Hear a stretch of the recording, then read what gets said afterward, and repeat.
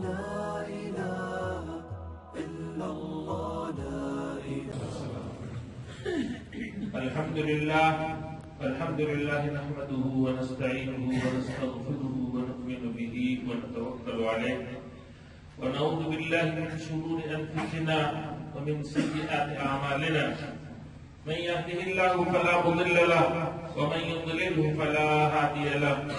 ونشهد أن لا إله إلا الله وحده لا شريك له ونشهد أن محمدا عبده ورسوله. أما بعد فأعوذ بالله من الشيطان الرجيم. بسم الله الرحمن الرحيم. إنا أعطيناك الكوثر فصل لربك وانحر إن شانئك هو الأبتر. وقال النبي صلى الله عليه وسلم: تركت فيكم أمرين لن تضلوا ما تمسكتم بهما كتاب الله وسنة نبيه. صدق الله العظيم وصدق رسوله النبي الكريم ونحن على ذلك لمن الشاهدين والشاكرين والحمد لله رب العالمين. رب اشرح لي صدري ويسر لي امري واحلل عقدة من لساني. نہائی واجب الاحترام استاد العلماء حضرت مولانا خادم حسین صاحب، معزز علماء کرام، محترم جناب ڈاکٹر ممتاز صالح صاحب اور ہمارے بہت ہی پیارے عزیز بھائی خطیب مسجد حضرت مولانا اکرم عثمانی صاحب، حاضرین مجلس،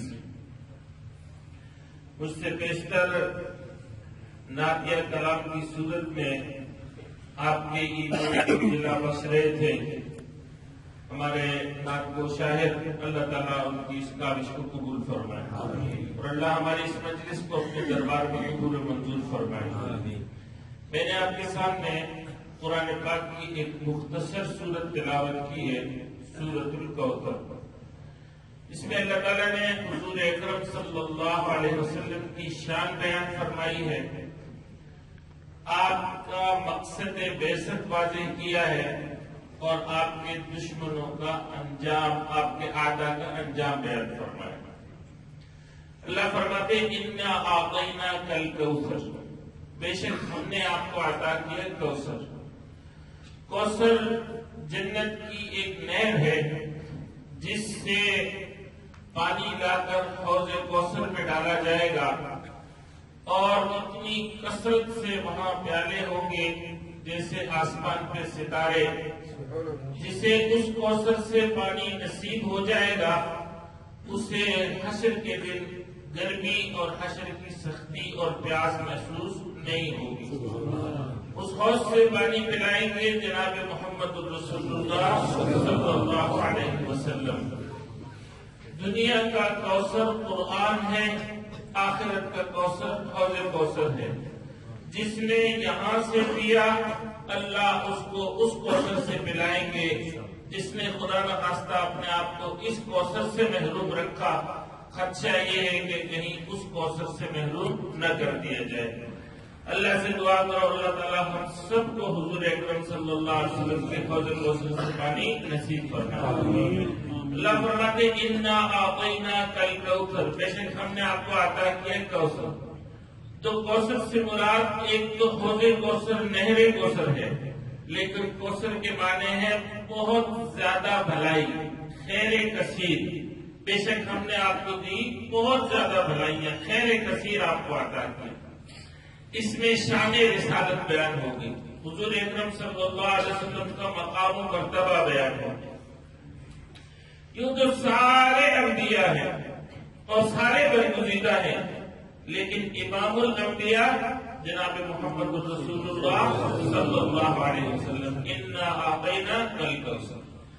یوں تو آسمانی کتابیں جو ہمیں معلوم ہیں وہ اور جو معلوم نہیں ہیں وہ اللہ کے کلام پر مشتمل ہے، اللہ نے اپنے انبیاء پر نازل فرمائی. لیکن کسی کتاب کی حفاظت کا ذمہ نہیں لیا. اگر لیا تو قرآن پاک کا جو قلب محمد صلی اللہ علیہ وسلم پر اتاری گئی، اِنَّا أَعْطَيْنَاكَ الْكَوْثَرَ، بے شک ہم نے آپ کو خیر کثیر عطا کی. اسی طریقے سے حضور اکرم صلی اللہ علیہ وسلم کو اللہ نے تمام جہان کے لیے رحمت بنا کر بھیجا. وما ارسلناک الا رحمتا للعالمین. اللہ کے عرش پر کلمہ لکھا ہوا ہے سبقت رحمتی غضبی. میری رحمت میرے غضب پر سبقت لے گئی اور اللہ کی رحمت کا مظہر کامل وما ارسلناک الا رحمتا للعالمین جناب محمد رسول اللہ صلی اللہ علیہ وسلم. انا اعطیناک الکوثر. پھر حضور اکرم صلی اللہ علیہ وسلم کو جو امت دی گئی وہ امت کنتم خیر امت اخرجت للناس. تم سب سے بہترین امت ہو جو لوگوں کے لیے نکالے گئے ہو. انا اعطیناک الکوثر. بے شک ہم نے آپ کو خیر کثیر عطا کیا. پھر حضور اکرم صلی اللہ علیہ وسلم کو جو صحابہ دیے گئے اختارهم اللہ لصحبت نبیہ. اللہ نے ان کو منتخب کیا, اللہ نے ان کو پسند کیا محمد کریم صلی اللہ علیہ وسلم کی صحبت کے لیے. وَلِإِقَامَةِ دِينِهِ. اور جو پیغام حضور اکرم صلی اللہ علیہ وسلم لائے تھے اس کی اقامت کے لیے. تو صحابہ کا انتخاب بھی کس کی جانب سے ہوا؟ اللہ کی جانب سے. اِنَّا أَعْطَيْنَاكَ الْكَوْثَرَ. بے شک ہم نے آپ کو خیر کثیر عطا کی. جہاں جہاں اللہ کی ربوبیت ہے الحمدللہ رب العالمین, وہاں اللہ کی رحمت کا مظہر سرکار دو عالم صلی اللہ علیہ وسلم ہے. وما ارسلناک الا رحمتا للعالمین. حضور اکرم صلی اللہ علیہ وسلم صرف ہماری طرف نبی بنا کر نہیں بھیجے گئے بلکہ جنات کی طرف بھی اللہ نے حضور ہی کو نبی بنا کر بھیجا. جب طائف سے واپس آ رہے تھے اور جب اہل طائف نے آپ کے پیغام کو سننے سے نہ صرف انکار کیا بلکہ آپ کے ساتھ انتہائی ناروا سلوک کیا اور آپ کو اذیت دی, جس کی تکلیف اور جس کی شدت برسوں بعد سیدہ عائشہ رضی اللہ تعالی عنہا نے پوچھا اللہ کے رسول بہت سے زیادہ بھی کوئی سخت دن آپ پہ گزرا ہے جب آپ کے دندان مبارک شہید کر دیے گئے, جب آپ کی شہادت کی افواہ اڑانی گئی, جب آپ کے 70 سے زیادہ صحابہ کو شہید کر دیا گیا. تو فرمایا صدیق کی بیٹی طائف کا دن بھلائے نہیں بھولتا, طائف کی وہ سختی. لیکن جب وہاں سے تشریف لائے تو اللہ عز و جل نے جنوں کی جماعت کو بھیجا کہ جاؤ محمد عربی صلی اللہ علیہ وسلم سے قرآن سنو اور اپنی جماعت تک قرآن کی دعوت کو پہنچاؤ. انا اعطیناک الکوثر. بے شک ہم نے آپ کو خیر کثیر عطا کیا. حضور اکرم صلی اللہ علیہ وسلم غار حرا سے تشریف لاتے تو دائیں جانب بائیں جانب شجر اور حجر پکارتے الصلاۃ والسلام علیک یا رسول اللہ, الصلاۃ والسلام علیک یا رسول اللہ. اے اللہ کے رسول آپ پر اللہ کی جانب سے سلامتی ہو. شجر بھی محمد مصطفیٰ صلی اللہ علیہ وسلم کی رسالت کو مانتا ہے, حجر بھی محمد مصطفیٰ صلی اللہ علیہ وسلم کی رسالت کو مانتا ہے. انا اعطیناک الکوثر. حضور اکرم صلی اللہ علیہ وسلم زمین پر ہیں اور آسمان پر اشارہ فرماتے ہیں, چاند 2 ٹکڑے ہو جاتا ہے. چاند کو بھی محمد عربی صلی اللہ علیہ وسلم کی نبوت پر ایمان ہے. تو یوں شان رسالت بیان فرمائی انا اعطیناک الکوثر. بے شک ہم نے آپ کو عطا کیا خیر کثیر, بہت زیادہ بھلائی. ووجدک ضالا فہدی. آپ رائے حق کی تلاش میں تھے, ہم نے آپ کو ہدایت دی. ووجدک ضالا فہدی ووجدک عائلا فاغنی. آپ کی سرپرستی کا اہتمام ہم نے فرمایا, آپ کو کمتری ہم نے عطا کی. تو یہ اللہ کی جانب سے خصوصی انعام اور خصوصی کرم ہم پر بھی ہے کہ ہمیں اللہ نے اس حضور اکرم صلی اللہ علیہ وسلم کا ان کا امتی بنایا. وقت چونکہ مختصر ہے لہٰذا میں اس بات کو آگے بڑھاتے ہوئے صرف ایک شعر پر اپنی بات کو آگے بڑھاؤں گا. بہت جامع معنی شعر ہے, ساری گفتگو کا خلاصہ اس میں آ جائے. لا يمكن التناؤ كما كان حقه بعد خدا بزرگ. تو یہ قصہ مختصر کہاں تک حضور اکرم صلی اللہ علیہ وسلم کی شان بیان کریں. اللہ کے بعد اگر کسی کا مقام ہے مخلوق میں تو وہ کس کا ہے؟ جناب محمد صلی اللہ علیہ وسلم. انا اعطیناک الکوثر. تو حضور اکرم صلی اللہ علیہ وسلم جو اتنے عظیم الشان نبی ہیں, جن کی نبوت اور رسالت پر عالم ارواح میں انبیاء سے عہد لیا گیا, وَإِذْ أَخَذَ اللَّهُ مِيثَاقَ النَّبِيِّينَ لَمَا آتَيْتُكُم مِّن كِتَابٍ وَحِكْمَةٍ ثُمَّ جَاءَكُمْ رَسُولٌ مُّصَدِّقٌ لِّمَا مَعَكُمْ لَتُؤْمِنُنَّ بِهِ وَلَتَنصُرُنَّهُ۔ عہد الست میں انبیاء سے عہد لیا جا رہا ہے کہ جب وہ عظیم الشان رسول آئے اور اس کی نشانی یہ ہو کہ وہ تمہاری رسالت کی تصدیق کرتا ہو، لَتُؤْمِنُنَّ بِهِ وَلَتَنصُرُنَّهُ، تم اس پر ایمان لاؤ گے اور اس کی نصرت کرو گے، کار نبوت میں اس کا ساتھ دو گے۔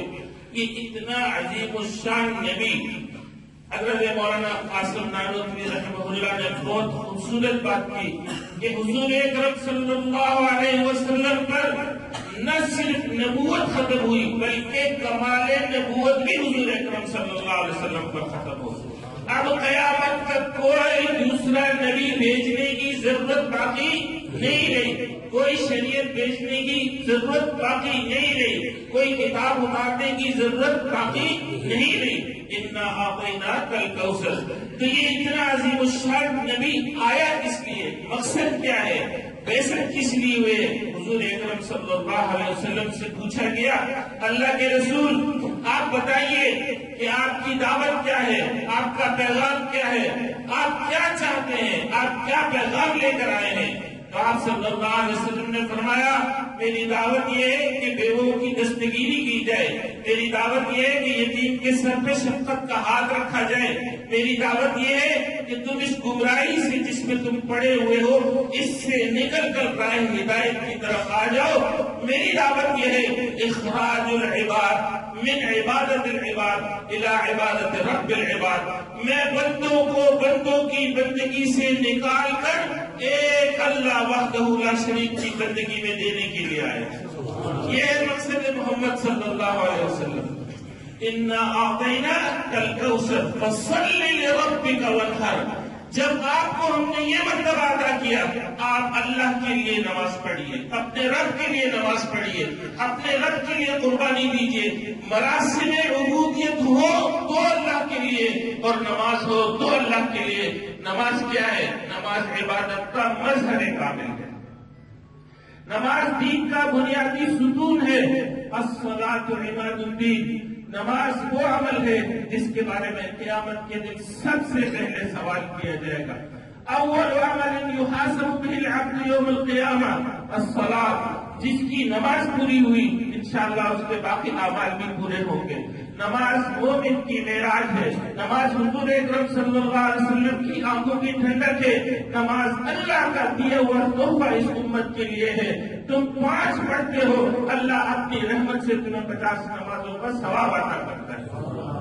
فَصَلِّ لِرَبِّكَ وَانْحَرْ، یہ جو نماز ہے یہ عبودیت کا مظہر کامل ہے، بندگی کا مظہر کامل ہے، عاجزی کا مظہر کامل ہے، تضرع کا مظہر کامل ہے کہ یہ سر جھکے تو صرف خدا وحدہ لا شریک کے سامنے جھکے، کسی اور کے سامنے نہیں جھکے۔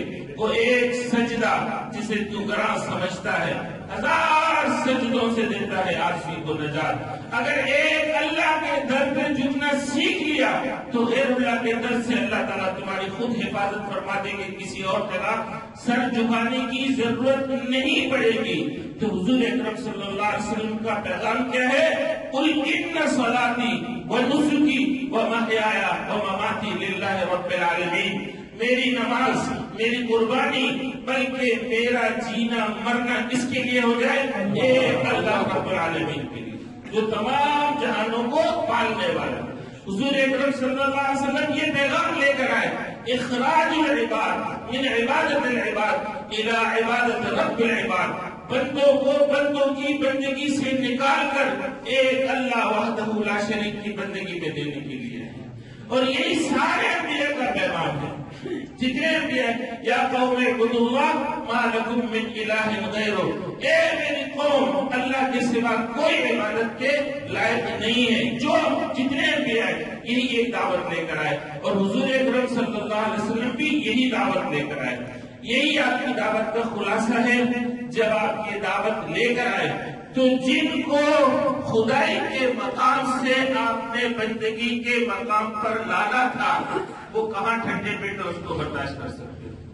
وہ کیسے اس بات کو قبول کر سکتے تھے کہ جو خدائی کے منصب پر فائز ہیں اور آپ ان کے ساتھ عداوت اور دشمنی اختیار کی، اور عداوت اور دشمنی ایسی اختیار کی کہ آپ کو طرح طرح کی ایذائیں دی گئی، روحانی اذیت بھی دی گئی اور جسمانی اذیت بھی دی گئی۔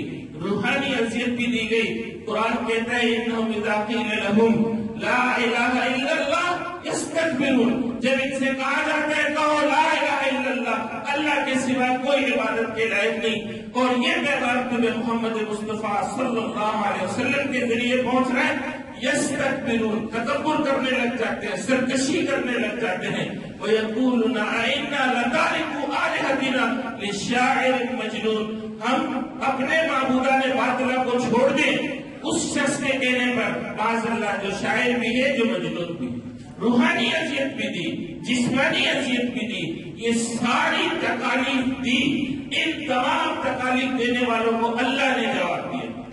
قد نعلم إنه لا يحزنك الذي يقولون فإنهم لا يكذبونك ولكن الظالمين بآيات الله يجحدون، یہ جو آپ کے دشمن ہوئے ہیں، یہ جو آپ کو اذیت دیتے ہیں، یہ جو آپ کو تکلیف دیتے ہیں، ان کی آپ سے لڑائی نہیں ہے، یہ اس لیے آپ کو تکلیف دیتے ہیں کہ آپ ان کو ہماری آیتیں سناتے ہیں، آپ اللہ کا کلام سناتے ہیں، آپ اللہ کی طرف بلاتے ہیں، آپ اللہ کی دین کی طرف بلاتے ہیں، اس لیے یہ آپ کے دشمن ہوئے ہیں۔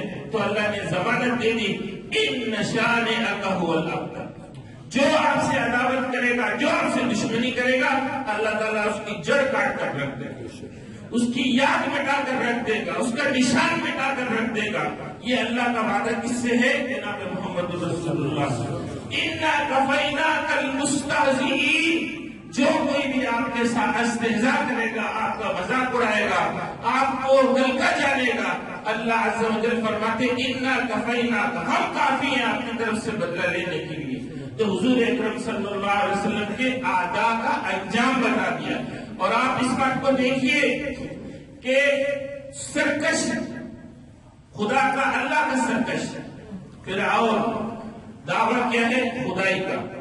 جتنے دوسرے ہیں یہ جو نبوت کا دعویٰ کر رہے ہیں نا، وہ خدائی کا دعویٰ کر رہا ہے، انا ربکم الاعلی، اور کہتا ہے یہ مصر، اس میں نہریں بہ رہی ہیں اور یہ لہلاتے کھیت تمہیں نظر آ رہے ہیں، تو اس سے زیادہ تمہیں کون سی جنت چاہیے؟ موسیٰ تمہیں کس جنت کی بات کرتے ہیں؟ یہ مصر جنت ہے، اور معاذ اللہ میں تمہارا خدا، انا ربکم الاعلی، براہ راست اللہ کو چیلنج کر رہا ہے۔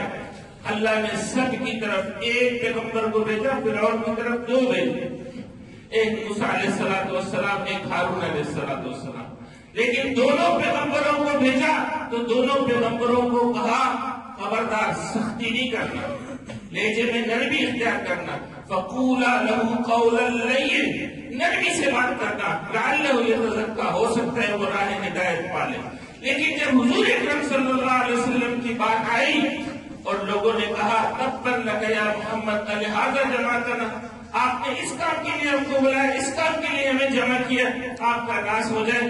اللہ نے مذمت میں پوری سورت اتار دی، تبت یدا ابی لہب وتب ما اغنی عنہ مالہ وما کسب سیصلی نارا ذات لہب۔ اب یہاں تک تو ابو لہب کی مذمت ہے، جس نے حضور اکرم صلی اللہ علیہ وسلم کے ساتھ عداوت و دشمنی کا اظہار کیا۔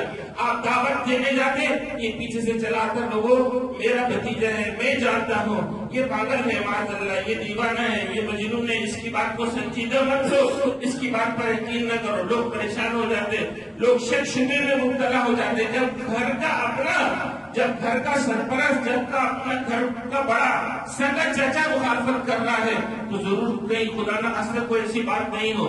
لہذا اللہ نے پوری سورت اتار دی، تبت یدا ابی لہب وتب ما اغنی عنہ مالہ وما کسب سیصلی نارا ذات لہب۔ یہاں تک تو اس کی مذمت، یہ اس کی بیوی کی مذمت کی ہوئی۔ وامرأتہ حمالۃ الحطب فی جیدها حبل من مسد، اس کی بیوی کی مذمت اس لیے ہوئی کہ وہ اس شوہر کی معاون تھی، وہ اس کی مددگار تھی، وہ اس کو لاجسٹک سپورٹ فراہم کرتی تھی۔ تو جو براہ راست توہین کرنے والے ہیں اللہ ان کا بھی ناش کرے گا، اور جو ان کو مدد فراہم کرنے والے ہیں اللہ ان کا بھی ناش کرے گا۔ یہ ختم نبوت کا مسئلہ اور یہ توحید رسالت کا مسئلہ معمولی مسئلہ نہیں ہے، یہ ہمارے ایمان کا مسئلہ ہے، ہمارے عقیدے کا مسئلہ ہے۔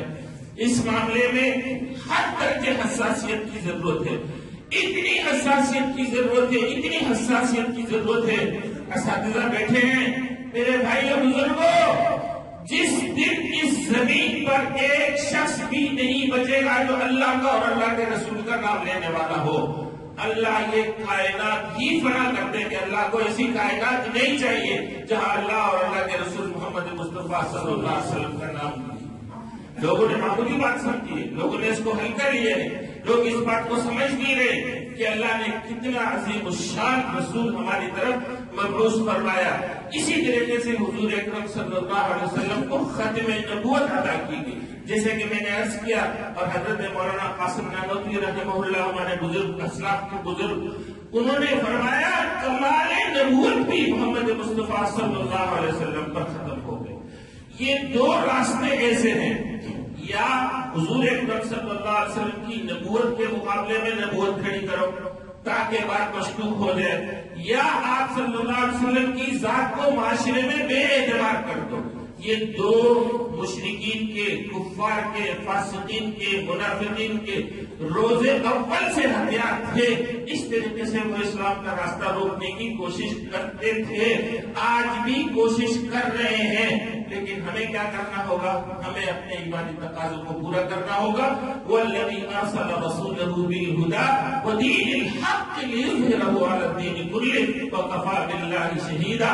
اللہ نے اپنے نبی کو بھیجا، دین حق دے کر بھیجا، قرآن دے کر بھیجا، اسلام دے کر بھیجا، ہدایت دے کر بھیجا، لِيُظْهِرَهُ عَلَى الدِّينِ كُلِّهِ۔ جتنے ادیان باطلہ ہیں، ان تمام ادیان باطلہ پر اللہ کے اس دین کو غلبہ نصیب ہو جائے۔ اللہ فرماتے میں خود اس بات کی گواہی دینے کے لیے کافی ہوں۔ اور جو حدیث مبارک میں نے آپ کے سامنے پڑھی تھی، یہ ہے حضور اکرم صلی اللہ علیہ وسلم کا طریقہ۔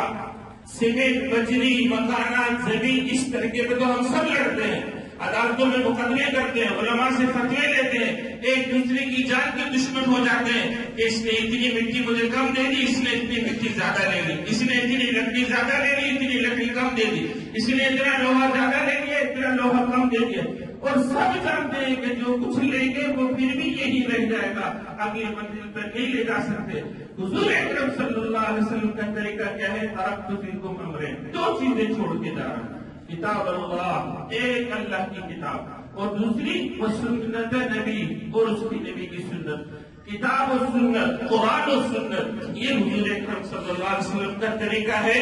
اس میں جو جتنا واقع حاصل کرنا چاہے، کوئی پابندی نہیں، کوئی رکاوٹ نہیں۔ دینے والے بیٹھے ہیں، دینے والے خدمت کرنے والے بیٹھے ہیں، ان کا فیض کا چشمہ جاری ہے۔ اللہ تعالیٰ ان دینی مدارس کو اور ان علماء کرام کو ہمیشہ آباد رکھے، جن کی برکت سے آج اسلام اس بر صغیر پاک و ہند کے اندر زندہ ہے، ورنہ بر صغیر پاک و ہند کو یہاں پر اسپین بننے سے دنیا کی کوئی طاقت نہیں روک سکتی تھی۔ یہی حضور اکرم صلی اللہ علیہ وسلم کا طریقہ ہے۔ اللہ اس طریقے میں سے ہمیں عطا فرمائے، عمل سے زندگی بنتی ہے جنت بھی جہنم بھی۔ یہ خاکی اپنی فطرت میں نہ نوری ہے نہ ناری ہے۔ اقول ما تسمعون واستغفر اللہ لی ولکم ولسائر المسلمین من کل ذنب انہ هو الغفور الرحیم۔ وآخر دعوانا ان الحمد للہ رب العالمین۔